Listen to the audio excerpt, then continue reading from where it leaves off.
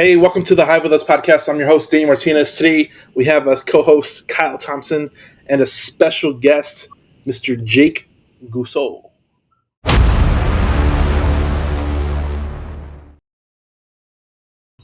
Thanks, guys. Nice to be here. Did I say that right? You did. Guso. Most people screw it up, but you got it right the first time. All right. It I happens. also get the Jake from State Farm at least twice a day. Okay. So I laugh about names because my name's Daniel, and it's a very popular name because it's a Bible name, and I hate it. So there's a guy I work with, and his name's Daniel too. I just call him by his last name because I hate saying my name. So because I hear my name all the time, so it's just one of those things. So Jake from State Farm, or I hear the damn Daniel. I hear that one all the time, and I'm just like, ugh. All right, whatever. So we're here with Jake with State Farm, and can you give us a 30-second elevator pitch, and we're going to jump right into it, just so people know who you are and what you do. So I'm the co-founder and currently the CEO of Rig Hut, which is a piece of property management software that's purpose-built for semi-truck parking applications. So we help landlords automate and manage their inventory, invoicing, billing, payments, driver communications, things like that. Amazing. I wanted to have you on because if you didn't know, I was an ex-truck driver who's now. I did know that. So I wanted to talk real estate and truck parking and the need for truck parking and all the good stuff. But I think it's very interesting. The space, we actually had an opportunity to turn some land into some truck parking, and then we ended up losing the deal. But there's more deals out there, so we're gonna make it work either way. But let's talk about how did you get into truck parking as a real estate guy? Because I know how I got into real estate. You kind of went backwards. Yeah.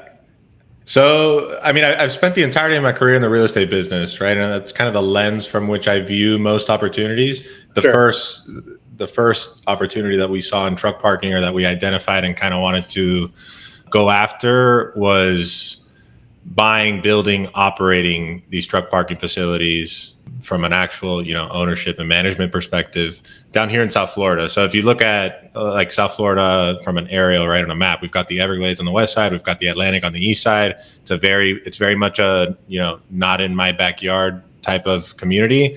There's very little land that's appropriately zoned for truck parking. And we started driving around looking at sites, right? And we saw a huge price disparity. Some guys were charging X, some guys were charging 2X.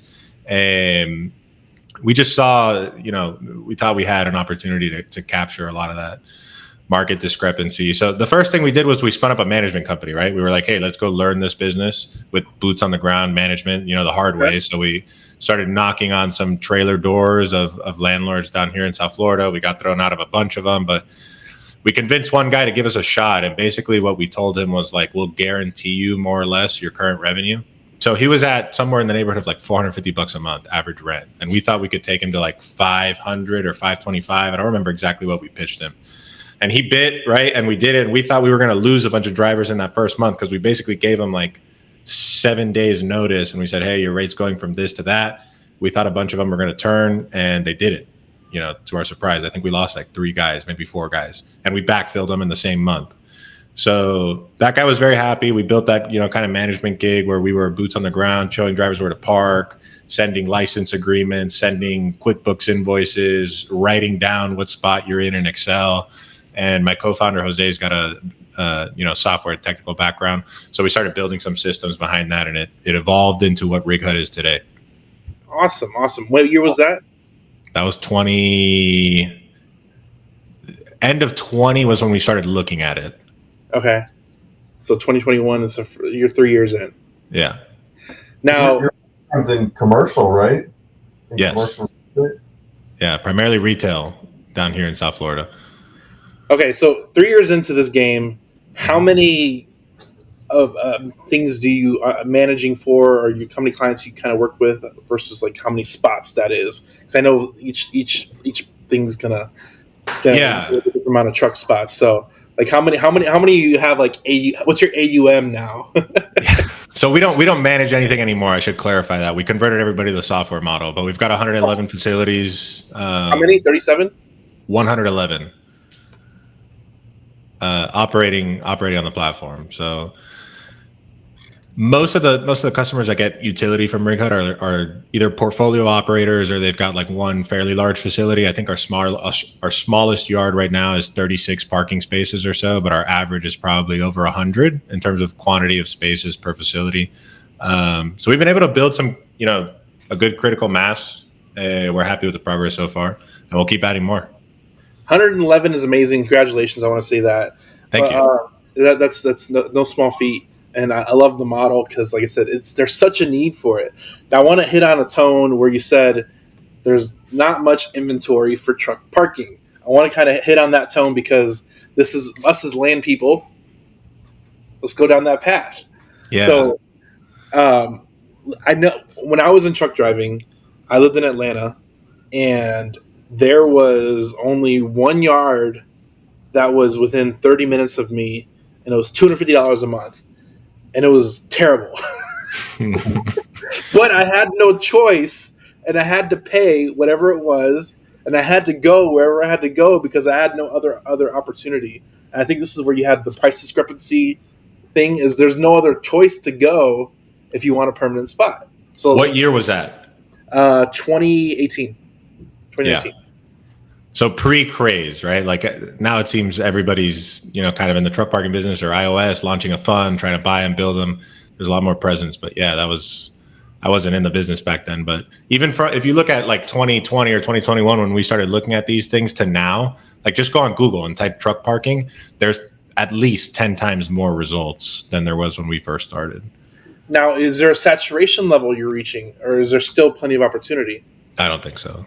I mean, everywhere where we have a presence, right, we try to provide a really high degree of service to our customer, which is the landlord, right? Our customer is the landlord, not the driver. But by association, we provide a high degree of service to the driver, because if they call us, we want to keep them happy. We want to keep them in our customer's yard. Absolutely. That. And it just so happens that we get some calls from drivers that are looking for space. Our number just gets sent around these communities, and our phone rings off the hook during the day with drivers looking for space. I mean, in pretty much every market, I couldn't name one that I could say, this place is crickets. Do you know what your occupancy rate is, your stuff that you're managing? On average, I couldn't tell you, but take places like Miami and Broward County, it's effectively 100%, right? Like there's some churn, but they get backfilled very fast. Yeah, that's the thing about trucking. No matter, this is truck parking. This is so crazy. So I want to have this conversation. If somebody left the yard, somebody was there taking that dude's spot. Like there was a wait list to get his spot. Yeah, especially if you're well located, right? Or you need to be in a certain area. Absolutely. So I think there's still a ton of opportunity. I agree. Yeah. And this is from I'm now into real estate, I just knew there was such a problem with the counties were very sparing giving out zoning for this, and there's just not much space for it in the right locations because they don't want trucking in residential areas. You have to have some type of commercial zoning, and then you need a variance to get light industrial. Like it has like its own specialty troubleshooting to solve the problem, and there's just so much need for it. It's everywhere. It is. It's tough for sure. What we've seen some municipalities implement is, if they're vague in their zoning code, like it doesn't say, truck parking is allowed in zonings X, Y, and Z. A lot of people will try it, and then what we've seen municipalities come back and say is like, okay, we can't ban truck parking, but what they're trying to do is only allow it as an ancillary use to the primary business occupying a building, for example. Which doesn't really help, right? Because no, it doesn't help. You're not providing any parking for the owner operator or the small, regional local kind of guy that doesn't occupy that property already. Yeah, it's so the municipalities they fight it, and then you have to go through the light. It's like light industrial zoning. Is that everywhere? Right? But if you know by chance, if I were to give a blanket statement, I'd just say industrial zoning. Commercial typically doesn't work. If you're backing up to, like, even if you're industrially zoned or you think you can get it zoned industrial, if you're backing up to a residential area, it's tough. But industrial in general. Yeah, it's such a need, and like I said, I'm gonna create one eventually, just because I come across so much land, and it's gonna happen, and I'm gonna make it happen just for fun, just for kicks and giggles, because I'm an ex truck driver. So we're gonna have a conversation soon. I don't know when, but it's going to happen. I already foresee it, which is why we're having this conversation. But I'm curious if you could get something done outside of a municipality, right? Like, I'm not. This is going to sound like an ignorant statement, but aren't there certain municipalities in Texas where they're more loosey-goosey as to what you can do and get approved? So this is a great question, and I'm going to answer it. So you have what's called the ETJ, which is your jurisdiction. I always forget the first word, but it's your jurisdiction, your city jurisdiction. You can be within the jurisdiction or outside the jurisdiction. So like main markets like Atlanta, Texas, whatever, you're going to have everything in a populated area is going to have its own ETJ, and their ETJs are going to rub up against each other. But once you hit like rural, you're outside the ETJ, you probably don't have to fall under that certain parameter. You can kind of do whatever you want. But it's probably going to have to be outside the ETJ, and hopefully you get grandfathered in, and when they bring you in, you don't have to. Sure. Whenever the city expands into your area, you don't have to deal with it. Go ahead, Kyle. Has a new law where, for the most part, you can get removed from any city ETJ. There's a couple of rules, but they've definitely gotten super loose on it because counties are very, very more favorable in regards to approving stuff, and obviously in the more rural parts, they're promoting development and stuff like that. So that's why we're working on one right now. It's an entitlement. We're going to be removed from the city ETJ of city of San Antonio because we want to go county because we know they're going to be more loose and they're not going to be as strict when it comes to potential development. Got it. Yeah, so my advice is anybody listening to this that wants to get into truck parking, I would find something outside the ETJ. Yep. Whatever local ETJ your municipality you're in. Of the city or something, wherever your nearest city is. And you have some like sub-cities too, so you got to make sure you're not a part of any ETJ. And that's interesting. That's going to be the trick. So that's and you guys are looking at rural pieces all the time, right? I know I'm supposed to be answering the questions, but tell me a little bit about what you guys do. That's all we do is stuff outside the ETJ in most cases. We're usually doing with rural, vacant, large land. And I have that. Jesse's deal might be a good deal we can lease if we sell it to him. That is true. That's a good little spot that's like expanding that way. Yeah. So I have a deal right now that could be potentially truck parking. It's 50 acres of commercial between Houston and San Antonio off that little corridor. And it's probably an hour outside of San Antonio. I just met a guy that has a yard there. He runs it as an RV storage facility, and he's interested in converting a pad. I think he's got like a 1 or 2 acre out parcel that he wanted to do like overnight parking on. I could connect you to. I don't know if you think that would be helpful. Hey, let's do it. I'm always down for connections. So let's talk about revenues, because I know you're kind of on the software side, but you know this stuff because you manage it. So what's the max you've seen for a truck parking, and what's the minimum you've seen? Because when I was paying, it was $150. Minimum is free, right? There's some guys that'll let you park for free. Max. What do they sell you? Nothing is for free. You got to use their truck. You got to use their mechanic or something. I have no idea, but there's some guys that give it away for free. You can even still get free parking at some of the major truck stops, right? Like what we're seeing now is, say a truck stop's got 30 spaces. They'll make 10 paid, 20 unpaid. Most expensive. So let me start with this. Most expensive on our platform is North New Jersey, $850 a month, right outside Port Newark. Wow. We've seen some yards quoting $1,100 a month. This was like peak pandemic over outside of Port Long Beach, but I don't know whether they were actually achieving those rates or not. Most expensive rate that I can verify is $850 a month, Port Newark. That is crazy, and cheap would be free.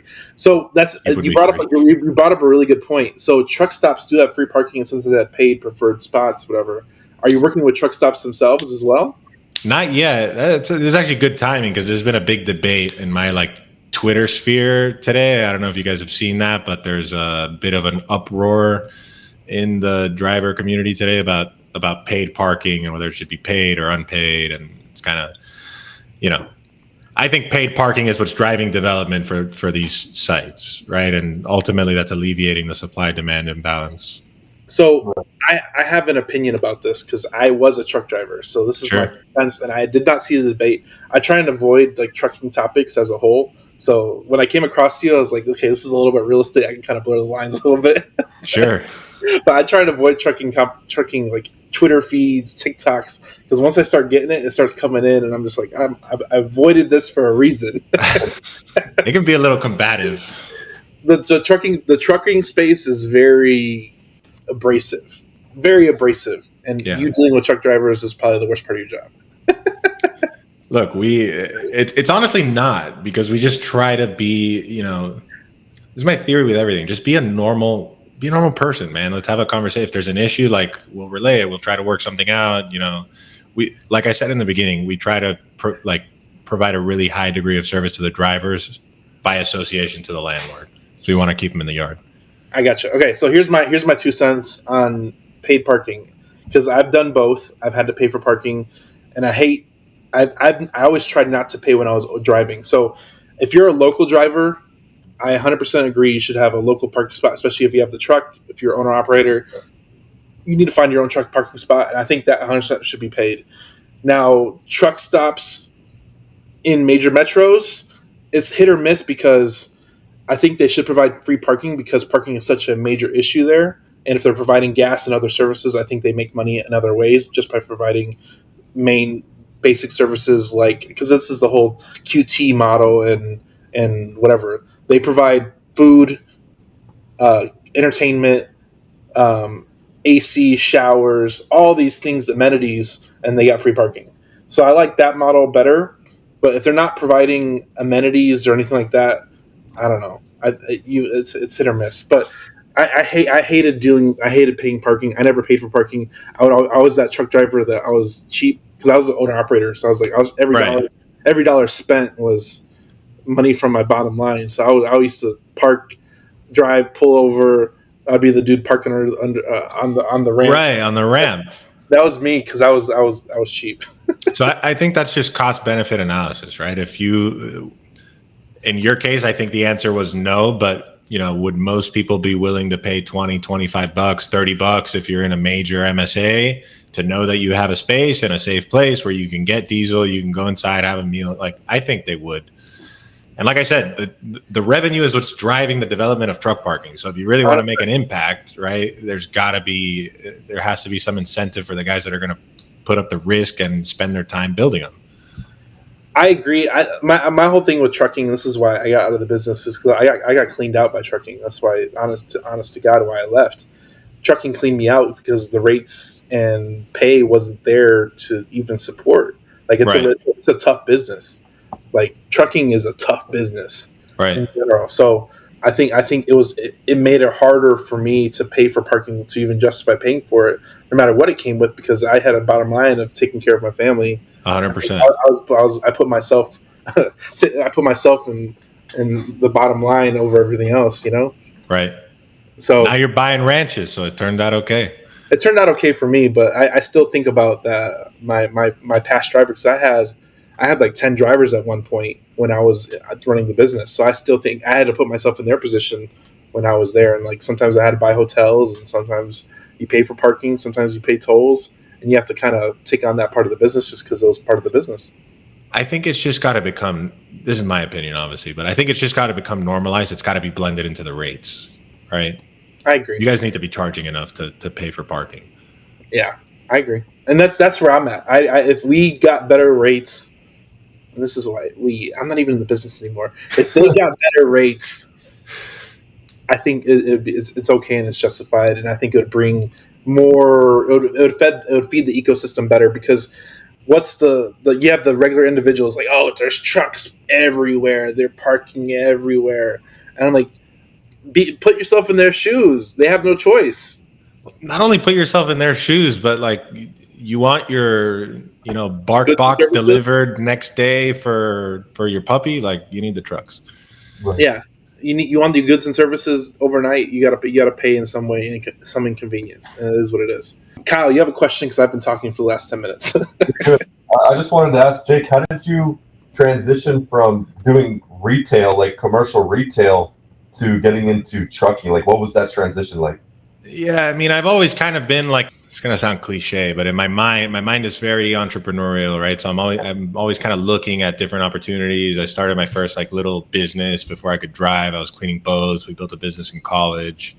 So real estate's always been a passion for me. I really enjoy that business. I like anything to do with real estate. I like a bunch of different facets that I won't go down, but I was in the world of real estate, right? And I was kind of presented with a bunch of different opportunities. Some of them I took, some of them I didn't. I'll say truck parking was the first opportunity ever that was presented to me. And I said, wow, this could be enormous. And I just jumped ship and pursued it. That's awesome, man. That's the same way I felt with land moving from. I think what you guys do is super interesting. I don't really understand all the complexities of it, but that's what I was asking earlier. Can you explain to me your business model other than like, buy by the bottle, sell by the shot? Give me a little more meat than that. I do that, but I provide financing. Okay. So you're a credit card company too. Well, so think of like the used car market. The used car market, they churn inventory because it's no one can really afford it at that price point. But we're dealing with higher price valuations. So like we're the used car market of land. So we buy, seller finance, because think about this. You get 100 acres, 10,000 acres, it's $1 million. How many people can afford $1 million piece of land? Few. There's few, but very few people. But if you cut it down into 10 acre tracts and sell it for 20 grand down, now you got. So you're getting seller financing on the buy, and then you're seller financing the exit as well. Is that correct? We do sometimes cash, sometimes both. But sometimes when you buy by the gallon and sell by the shot, you create an arbitrage of pricing. Right. So you can afford to do that, and then we do part of the note game. So we create debt and sell debt. Got it. But how does your seller get made whole? Right. I assume if he's seller financing your purchase, there's some sort of like due on sale clause or. Well, sometimes we have to sell the notes to pay off the seller. Got it. For cash sales, because like our whole business model, we're looking for 2x plays. So if we're buying that 100-acre farm for 10,000 acres, and $1 million, we're looking at a projected exit of 2. Sure. So we only need to sell 5 ranches to cover the purchase price, and the rest is profit.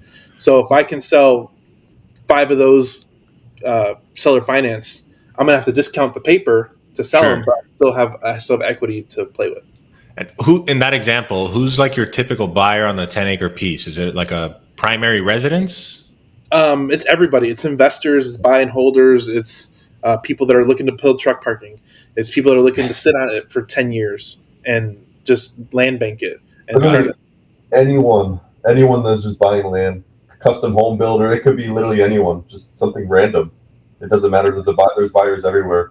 I heard someone say this.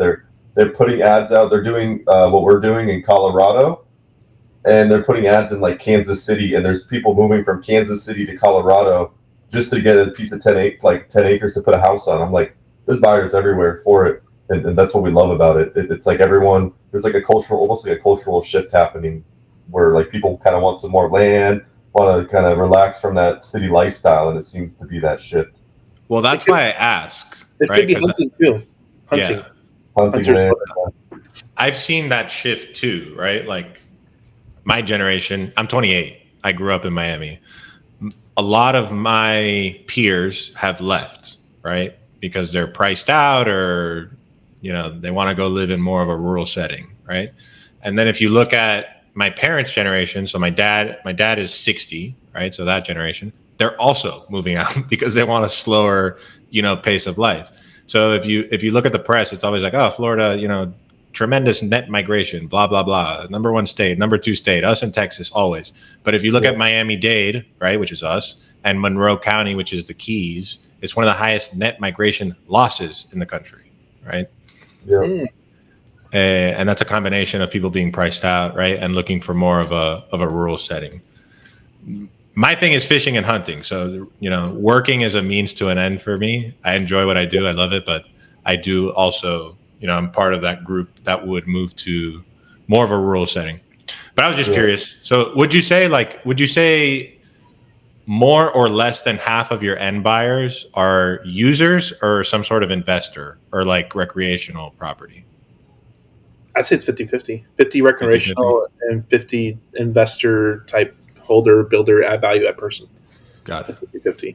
But yeah, it's hit or miss. But everybody wants land, but land's getting more expensive, so they're trying to control whatever they can afford.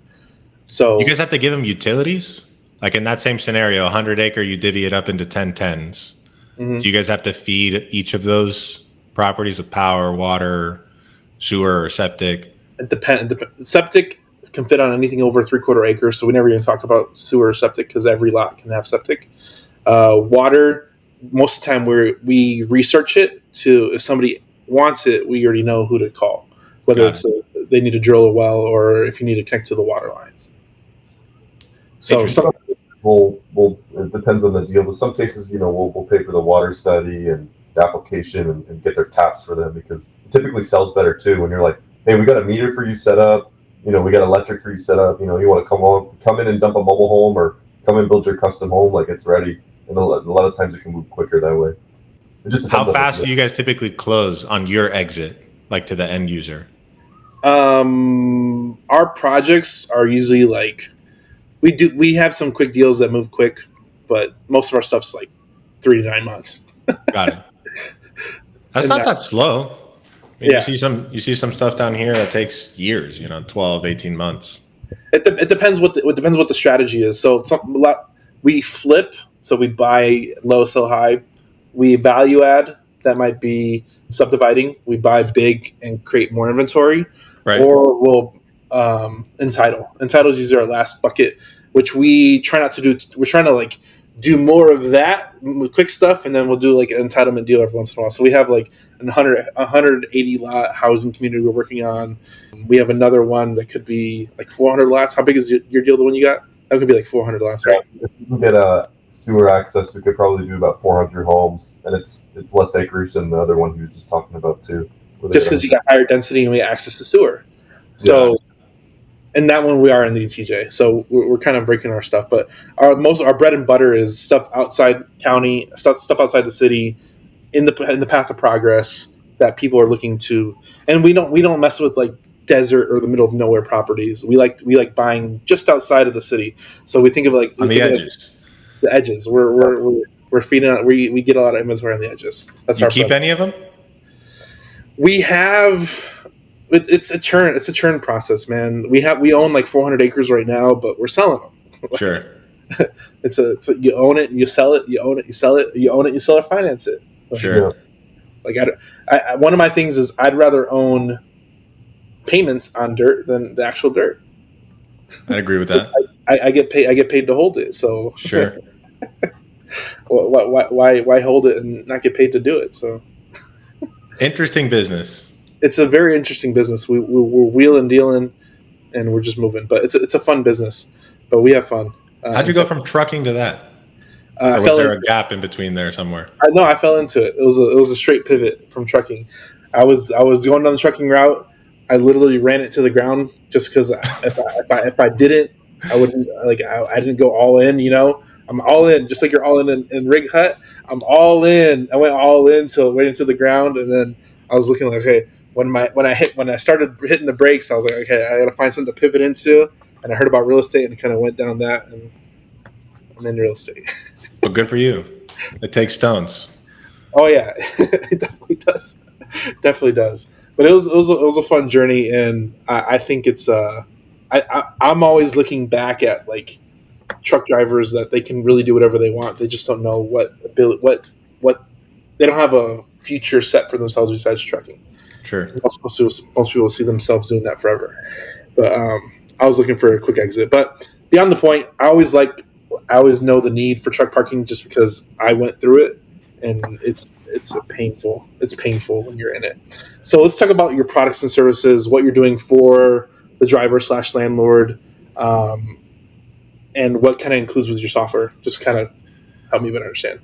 Yeah. So Rig Hut at its sort of basic form is just a software, right? So landlords get access to a portal with a dashboard where we populate KPIs that are automatically updated based on platform activity, occupancy, vacancy, revenue metrics, things like that. We automate the inventory management process, right? So what that means is instead of a driver coming in and asking you for parking and then you quote them a price, you show them where to park or give them a space number, our system does all of that, right? So as long as we have 100% of the yard's capacity up front, the entire parking spot assignment and vacancy process is automated, right? So if you come in and you create a request for 5 truck and trailer spaces, right? Our system will check that landlord's inventory. If it's available, we assign the spaces based on chronological order, and we give them access instructions however the landlord, decides to give them access. In terms of billing and payments, most of our customers use the auto pay feature, right? So they require most drivers to go on auto pay for monthly parking. Mm-hmm. We do give landlords the ability to accept what we call offline payments. If you've got a large customer that's going to send you a wire, ACH transfer, you can still put that customer into the Rig Hut system, manage that relationship from there, and record the payments offline. It's got built-in reporting for revenues and accounts receivable. Think of any property management software that you would use. It's just purpose built for truck parking. So it's got some unique things where you can relocate parking spaces with a couple clicks. You can change rates with a couple clicks, change quantities. We accommodate daily reservations, obviously, so short-term nature stuff. That's cool. Yeah. That's huge. That's cool. And then on top of that, so the software is kind of like the base package, right? We're rolling out our AGS, automated gate system, this month. So we'll be able to grant drivers access to facilities that participate in our AGS program without getting out of the truck. They'll be able to open the gate from their phone.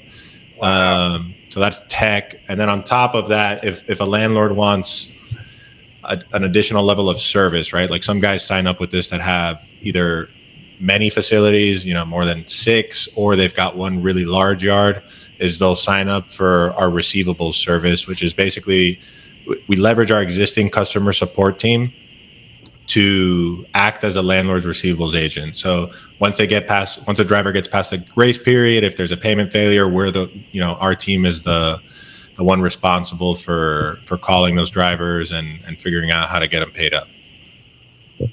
Wow. So it's property management. It's asset management at this point. That's pretty cool. Sort of. Someone else the other day called it remote management, which I guess you could say it might be if you're engaged in the receivables component of the business, but a lot of it's automated, right? I mean, if you sign up on the platform and you're operating a facility, you're not really looking at it all that much. You're looking at the beginning and the end of the month. In the middle of the month, you're not really doing too much. Are you the only one in the marketplace that's doing this right now? No. Well, there's a lot of guys doing the truck parking marketplace thing, right? Like the facilitating driver to space transaction. We don't play in that space. Like it comes as part of Rig Hut, but that's not the core functionality. Truck Parking Club does a great job with that stuff. I don't know if you've talked to those guys, but they're, good marketers and they seem to drive a lot of traffic to landlords. And then, there's some other guys playing the marketplace game. There's only one other guy that I know of that's building parking management software for semi-trucks. I've never met him. I don't really know anyone that uses it so far, but that's the only one that we've encountered.